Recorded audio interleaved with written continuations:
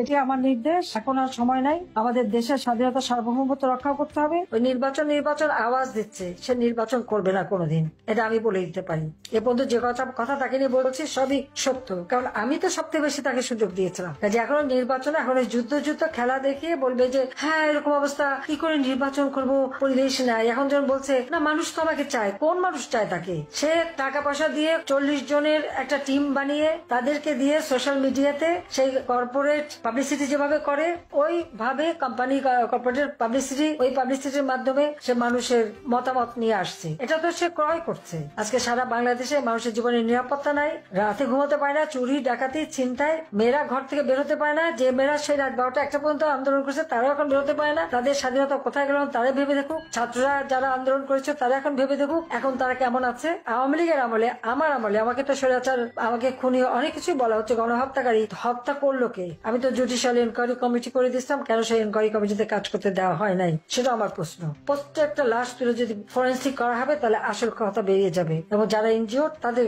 শরীরে যে বুলেট বেরিয়েছে এই বুলেট কে আনলো সেই তদন্ত বের করা হোক। এই সমস্ত অবৈধ অস্ত্র এবং থানা পুড়িয়ে দিয়ে যত অবৈধ অস্ত্র সেই অস্ত্রগুলো উদ্ধার করা হোক, অনেক রহস্য বের হয়ে যাবে। কাজে শ্রমিকের অর্থ আত্মসাৎকারী সে ক্ষমতায় বসে এখন ওই ক্ষমতার চেয়ারে গুলুর সাথে আটকে গেছে, এখন আর নড়তে চায় না, আর কিছুতেই যাবে না, আর সে যাবেও না, ইলেকশনও দেবে না। যে যত আশা করুক, যে যত করুক, ইলেকশন কথা বলে ছেলে বুলানো ললিপপ দেবে, কিন্তু ইলেকশন সে দেবে না, এটা আমি একেবারে নির্বিঘ্ন বলে দিতে পারি। কিন্তু আজকে এই যে যুদ্ধ খেলা বা মানবিক করিডোর দরকারটা কি? মিয়ানমারে তো অনেক জায়গা আছে, ওখানে মিয়ানমারের বঙ্গলে তাদের পোর্ট আছে, ওখানে অনেক জায়গা আছে যেখান থেকে যে কোনো সাহায্য সহযোগিতা তারা পাঠাতে পারে। বাংলাদেশকে কেন ব্যবহার করতে হবে? বাংলাদেশের ব্যবহার করা মানে বাংলাদেশটাকে একটা মহা বিপদে ফেলে দেওয়া। বাংলাদেশের নিরাপত্তা, অর্থনীতি, সামাজিক নিরাপত্তা সবকিছু ব্যাহত হবে, স্বাধীনতা সার্বভৌমত্ব ব্যাহত হবে। আওয়ামী লীগ যতদিন ক্ষমতায় ছিল এই কক্সবাজার সেই লেখায় শরীর থেকে সমস্ত এলাকার সেই বর্ডার গুলি স্থির করা ছিল। আজকে বলছে বর্ডারের নিয়ন্ত্রণ হারিয়েছে। কেন নিয়ন্ত্রণ হারালো?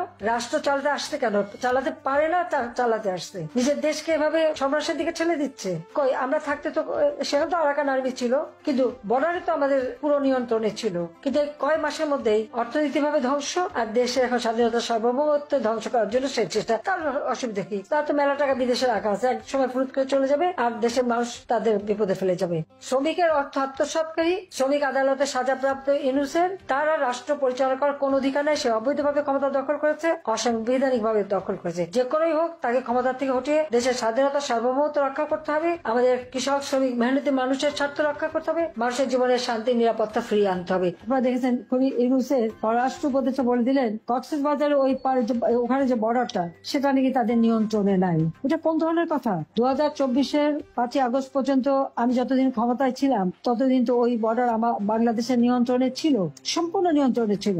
আজকে কেন নিয়ন্ত্রণে নাই সেই জবাব ইউনূসের কাছে চাইতে হবে। আজকে সে যে পদক্ষেপ নিচ্ছে, যা করছে ওখানে, তার ফলে কি হবে? ঘোষণা দিয়েছে কোথায় ভারত আর পাকিস্তানের গোলমাল, কাশ্মীরে একটা জঙ্গি কাজ হলো, তার প্রতিবাদ না করে সেটা নিয়ে নানা ধরনের কথা বলা। এতো আপনারা দেখেন বাংলাদেশের উপরে কিন্তু এই সন্ত্রাস এবং জঙ্গিবাদের একটা দুর্নাম চলে আসে। তারা বাংলাদেশটাকে একটা জঙ্গির দেশ হিসেবে কিন্তু এই ইউনূস গংরা তৈরি করেছে। সেখানে কি হবে সেই জন্য ইউনূস সাহেব বলে দিলেন কি আমাদের যুদ্ধের প্রস্তুতি নিতে হবে। কার সাথে যুদ্ধ করবে, কোথায় যুদ্ধ করবে, কেন আমাদের এই যুদ্ধের প্রস্তুতি নিতে হবে, আমার প্রশ্ন সেখানে। তবে সেই প্রস্তুতি কার বিরুদ্ধে? আমরা তো যুদ্ধ চাই না, আমরা তো শান্তি চাই। সকলের সাথে বন্ধুত্ব, কারোর সাথে বনিতা নয়। আজকে যদি এই যুদ্ধের তার আয়োজন করতে হয় আর সেই যুদ্ধের প্রস্তুতি নিতে হয়, তার কি দাঁড়াবে? কারোর সাথে যদি সংঘাত বাঁধানো হয় তাহলে বাংলাদেশের অর্থনীতি ইতিমধ্যে ইউনূসের বদলতে 6 মাসের মধ্যে অর্থনীতি ধ্বংসপ্রাপ্ত। আমাদের দারিদ্র্যের হার বেড়ে গেছে, মাথা পিছু আয় কমে গেছে, উৎপাদন কমে গেছে, হাহাকার সারা বাংলাদেশে। কই আওয়ামী লীগ সরকারে থাকতে তো সেটা হয়নি। আজকে কথায় কথায় লাশ পড়ে, এমনকি আমার ওলামা মাসাকরাও তাদের হাত থেকে রেহাই পায় না, মাদ্রাসা শিক্ষক রেহাই পায় না, ছাত্ররা রেহাই পায় না। আর আওয়ামী লীগের নেতা কর্মী তো তাদের কাছে কিছু না, মেরেই নাকি সব শেষ করে দেবে। একটার পর একটা হত্যাকাণ্ড ঘটাচ্ছে, আর আওয়ামী লীগের সকল নেতা কর্মী মামলা এবং হাজার হাজার নেতা কর্মীকে জেলে রেখে দিচ্ছে। একবার প্রতিটি উপজেলা জেলখানা ভরে গেছে আওয়ামী লীগের নেতা কর্মী দিয়ে। কেন? আওয়ামী লীগ কি অপরাধটা করেছে? আজকে স্বৈরাচার কে? সাংবাদিকরা কথা বলতে পারে, তাদের বিরুদ্ধে মিথ্যা মামলা, একটা ডিটেনশন কার্ড কার্ড কেড়ে নেওয়া হয়েছে। শুধু তাই না, 3 জন সাংবাদিক তার তথ্য উপদেষ্টাকে নাকি কঠিন প্রশ্ন করেছে, সেই জন্য চাকরি চলে গেল। এতটুকু সমালোচনা বা একটা তথ্য দিতে পারবে না। প্রতিদিন নারী ধর্ষণ, শিশু ধর্ষণ, খুন, হত্যা, ডাকাতি, চুরি, মানুষের জীবনের কোনো নিরাপত্তা নেই, কোনো কিন্তু এই সংবাদ কোথাও দেওয়া যাবে না। আজকে বাংলাদেশকে নিয়ে এই খেলা খেলে যাচ্ছে এই খুনি জঙ্গি ইউনূস এবং তার উপদেষ্টা এবং তার ওই সমন্বয়কারীরা। কাজে তাদের রাষ্ট্র পরিচালনার কোনো অধিকার নাই, কারণ তারা অবৈধভাবে ক্ষমতা দখলকারী। অবৈধভাবে শুধু ক্ষমতাই দখল করেনি, আজকে অর্থ সম্পদ ব্যাপকভাবে পাচার করে যাচ্ছে। ইউনূস তো ক্ষমতা আসার সাথে সাথে আগে ব্যবসাগুলি হাতিয়ে নিল, ম্যান পাওয়ারের ব্যবসা, ডিজিটাল ওয়ালেট, ইউনিভার্সিটি করবে, আরো হাসপাতাল কি করবে বলে সমানে তার এই অপকর্ম, এবং সমানে ট্যাক্স ফাঁকি দিচ্ছে। আর ট্যাক্স ফাঁকি করলে আজকে কি হচ্ছে, বাংলাদেশ ট্যাক্স আহরণ করতে পারছে না। কি করে পারবে? যে ক্ষমতা দখল করেছে, সরকার প্রধান হিসেবে নিজেকে পরিচয় দেয়, সেই যখন ট্যাক্স দেয় না, ট্যাক্স ফাঁকি দেয়, তাহলে তো আর সাধারণ মানুষকেও ট্যাক্স দেবে।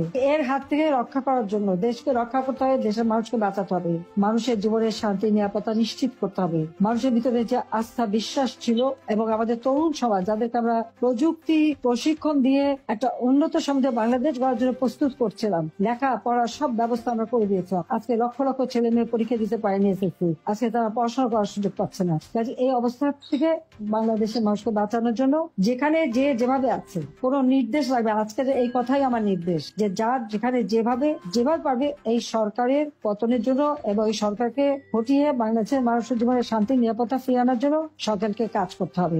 এদেরকে ছাড় দেওয়া যাবে না।